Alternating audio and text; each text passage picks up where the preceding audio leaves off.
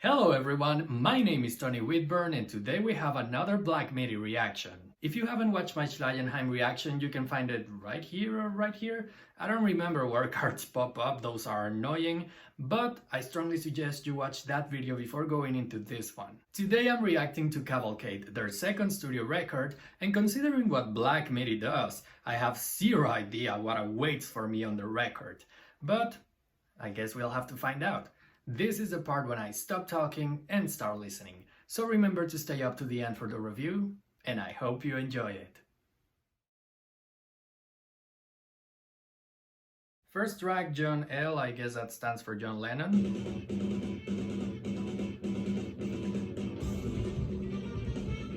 Great polyrhythm in both the drums and those devilish violins.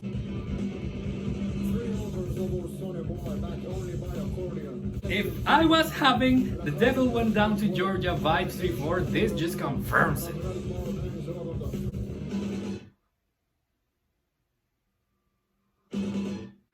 I thought the song was buffering. But that motif in the violin is so catchy. He's talking about demons, what the hell? Oh my god, oh my god.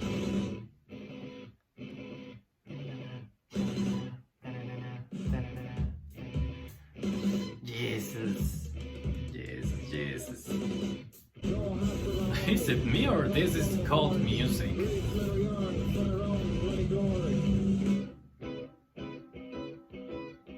There they are, those guitars.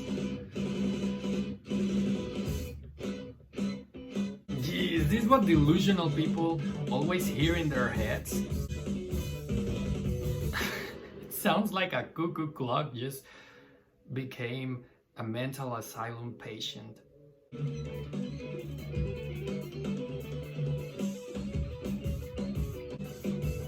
My god, those runs!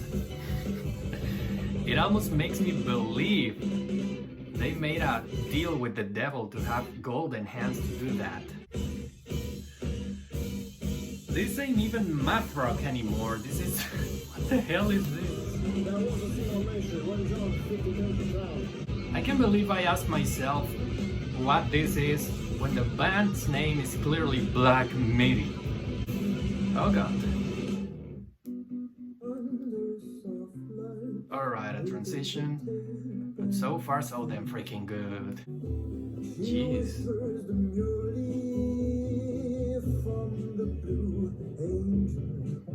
A lot of Latin influences, even Spanish influences.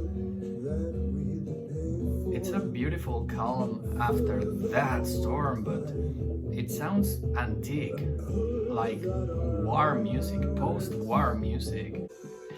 Jesus, those lyrics, that imagery, they are truly telling stories here.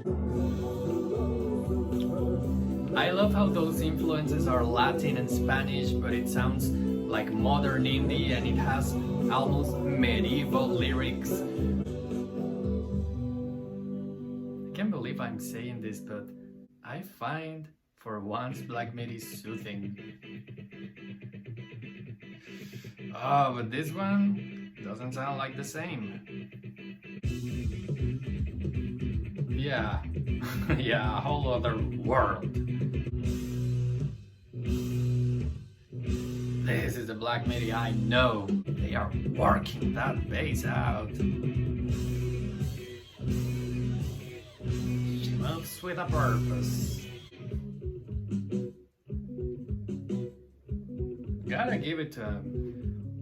The landscapes they evoke just with a couple of notes. But it's not the notes themselves, it's those rhythms. Oh my god, it feels like traveling at warp speed and barely moving at all.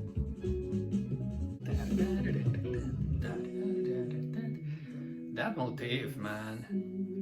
They got this ability to create the catchiest yet most syncopated motifs ever.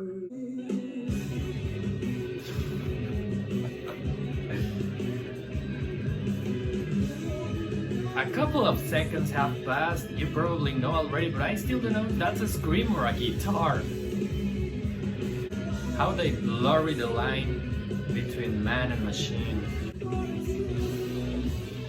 This is what Crusade nights must have felt like on LSD trips. And now it sounds like Dragon Ball Z.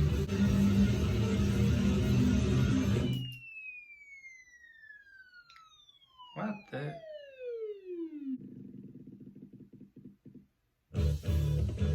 Alright, I have no comments on that sound, but this one is slow. Okay, first of all, that's not slow at all, and second, I love how they have this track listing with the most simple name, then one complicated name, then the most complicated thing you've seen in your life, and then just a word. Slow. Here we go. I don't know what to think. This feels like taking hit after hit to my brain. Sometimes I just realize I'm already saturated.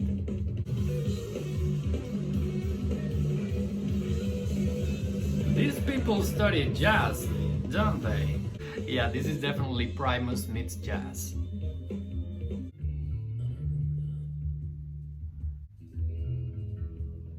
I have no idea how much I appreciate these little sections. Tritons and all.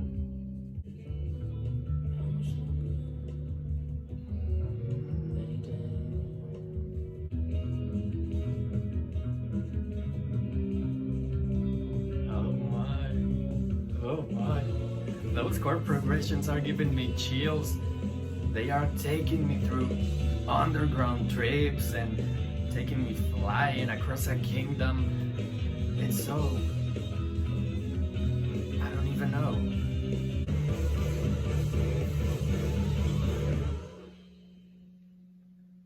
Alright, that's it. And it seems like it's the first half of the record. I'm saving all my comments for the review. Let's go to the next one.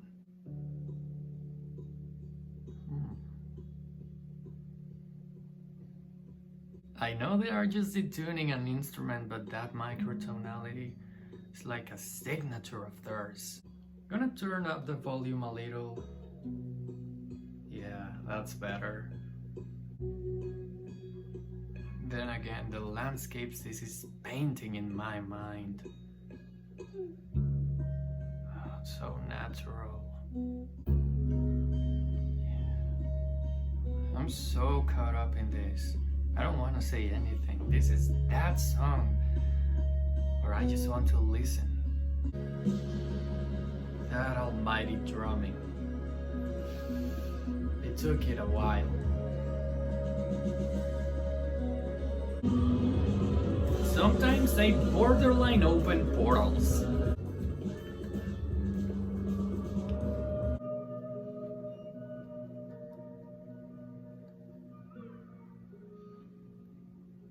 By far the quietest song on the record so far, and a transition to the next one. This is so jazzy.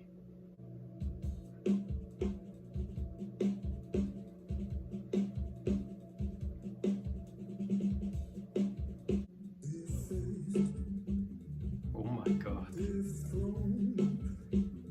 Is this Black MIDI still? I gotta turn up the volume.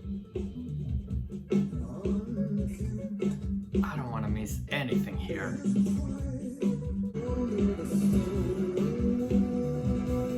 Oh my. Those lyrics, I can't believe it took me this long to realize this is a concept record.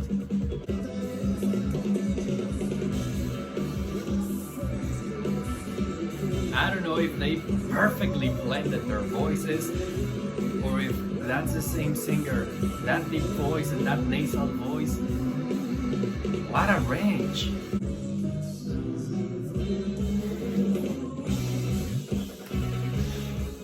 Oh my! They swap from one thing to the other so fast, you can barely catch what's happening. These songs have so many sections they could be buildings.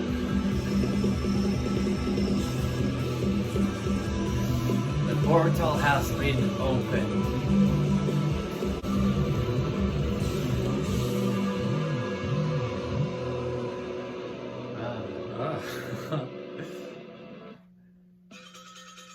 They just cut it right there. I was in the tree. That's not fair. I think they are... I was gonna say they were like scratching a pan. But honestly, I have no clue what is happening here. That sounds like clown music. Well, no, like jester music. I'm not gonna try to understand it anymore, I'm just gonna enjoy this madness. You can obviously tell by my face I'm still confused. I'm not trying to understand it anymore, I swear. But... what was that? And what is this track listing? That song started and ended so abruptly. It feels like a side quest. Okay, but this is beautiful.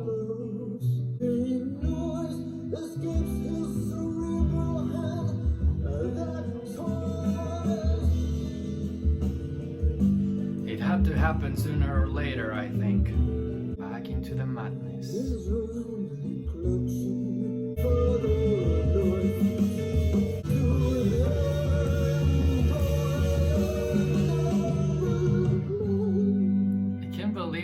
It's just up to this point, I'm getting how surreal the stories here are.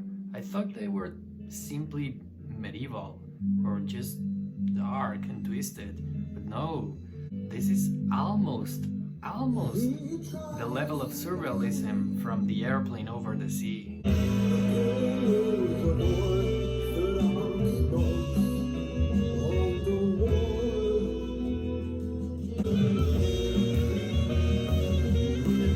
What is this?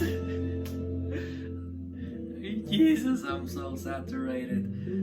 Something in my mind just doesn't add up when I listen to such a story with a sax solo. I mean, it's like there weren't sax in the Dark Ages. And it's not a bad thing, it's just avant-garde mindfuckery, you know?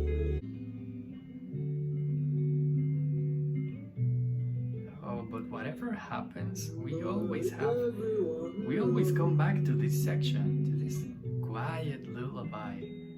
My god, it even feels like passing away, but into a better, greater plane of existence.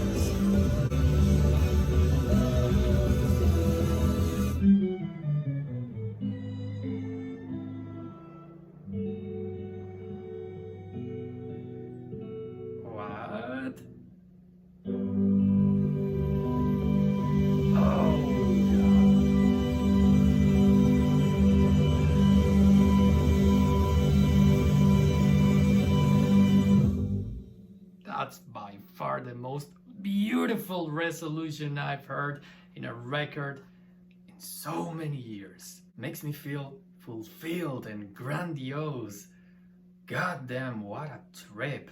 Cavalcade by Black MIDI, ladies and gentlemen. Up to this point, I think Black MIDI's biggest forte is the amount of stuff they can hide right before your ears and will go unnoticed unless somebody points at it. The very first thing I did before writing this review was checking out their live performance at KEXP and being blown away by seeing no violin on John L. I had to make sure my ears weren't deceiving me, so I checked again and there is a violin on the studio version of the song. That's when I realized how different this record is. They not only expanded thematically but in production, and it freaking shows. The fact that the violin on the song and the brass section on the live performance sounded so similar gave me an idea of how intricate the layering on this record is. The textures on Cavalcade are light years away from Schlagenheim, and it really helps building that atmosphere this record offers. Unlike Schlagenheim that was greatly improvised, Cavalcade was more meticulous. They envisioned a universe, and you can really tell the level of mind they put into these songs. But what I find curious, to say the least, is how the approach on this record sounds so antique for a work that's so avant-garde. On a closer look, the lyrics here are not so medieval but rather whimsical, although they do talk about characters and situations that make me think, whoa, this is cult music. Some things here sound so ritualistic you can picture them at the climax of a horror movie, even when others on this very same record sound uplifting and tender. I'm honestly surprised by how they managed to create something that's both shapeless and so well defined. Cavalcade somehow feels like exploring a new terrain to draw a map by memory. There's no up or down, wrong or right on this trip, just the trip itself. Sometimes it's rough, sometimes it's smooth as silk, but it's always memorable. However, Cavalcade suffers from the same curse than Schlagenheim and many other records. It is incomplete unless you pay for the physical version, and this is coming from a vinyl collector. I never liked and I don't support when bands release 3 versions of the same record with bonus tracks only to certain countries or songs only available on the physical copies, especially if your record is conceptual or very close to be. I understand you gotta give people a reason to buy the record and a bonus track often does the trick, but if you take away one song that introduces the atmosphere of the record, your art suffers. I'm talking about the intro to John L, but also about stuff like Cruising and Despair, although I know that song is more of a B-side, which leads to my next point. When you discover there are bonus tracks, B-sides and stuff that probably was cut off the record too early, this kingdom starts to feel not incomplete but dispersed. You realize some decisions were made entirely in the name of business, and for such an artistic band like Black MIDI, it feels wrong to restrain that material to just the physical copies in some countries. That kind of practice is very old, from when vinyl and CDs were the way to distribute your music. But nowadays, there's no real reason to keep doing that other than for marketing purposes. It all comes down to the fact that, for me, this record has some astonishing atmosphere that evokes some of the most beautifully haunting landscapes I've heard in a while. But when it comes to the way it was released, it leaves a lot to be desired. Of course, if you can skip past that, this is an excellent record. And I know mine is not a common complaint. After all, a lot of records are still being released like that. But I really doubt they are the same level than Cavalcade. It bugs me this record was not released in a better way. It's just because I really liked it, and it feels like they cut it short to sell more. In spite of this, I added 6 songs to my library, so Cavalcade is a 6 out of 8 for me. I hope future Black MIDI releases are more consistent and fair to the listeners all around the world. Trust me, that's my only complaint about this band. Their music is still delightful. Anyway, that was my reaction/review of Cavalcade by Black MIDI. What do you think about this record? Don't forget to leave it in the comments. And if you also like what you see, don't forget to subscribe. My name is Tony Whitburn, and I'll see you in the next one.